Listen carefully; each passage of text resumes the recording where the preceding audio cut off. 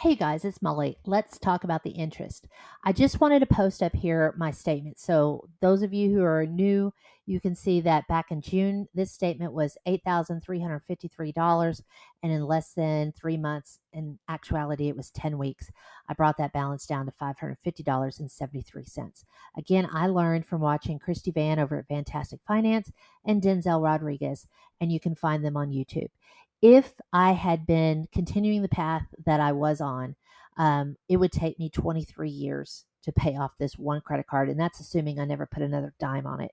So if I were able to come up with $58 extra a month, and I hear people say, oh, just put extra cash flow.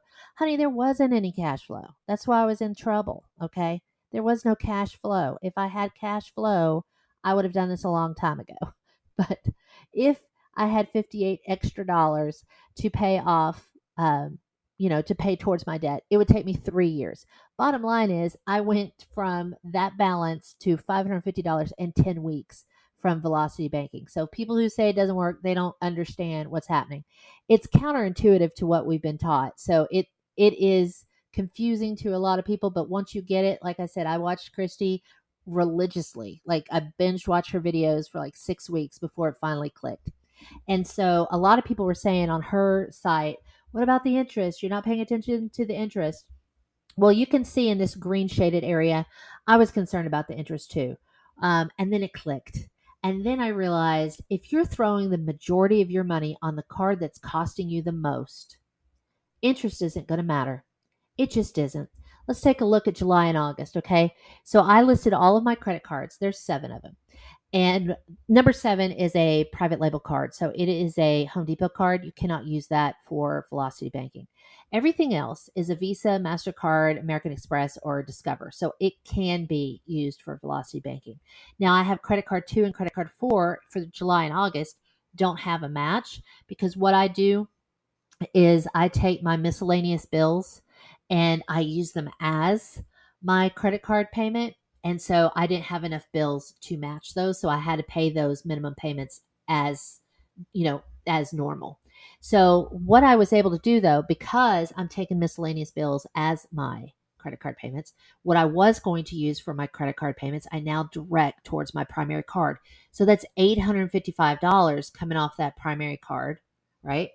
And though my other multiple cards are being charged $474 in interest for this time period, I'm still $381 ahead because $855 coming off that primary debt, $474 is coming on.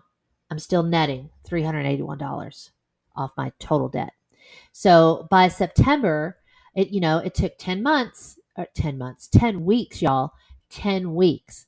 Let's be very, very clear. That's weeks for me to get that debt down like that. And so then September, I have now switched to a new primary card. Okay. So now those minimum payments that would have been applied towards those credit cards, I now have $1,032 I can apply to my secondary card. Okay. My primary card, the one I started with in all my money tracker videos that y'all saw for July and August, that one has been paid down to $550. And I didn't pay it off because I'm starting into the new month of September.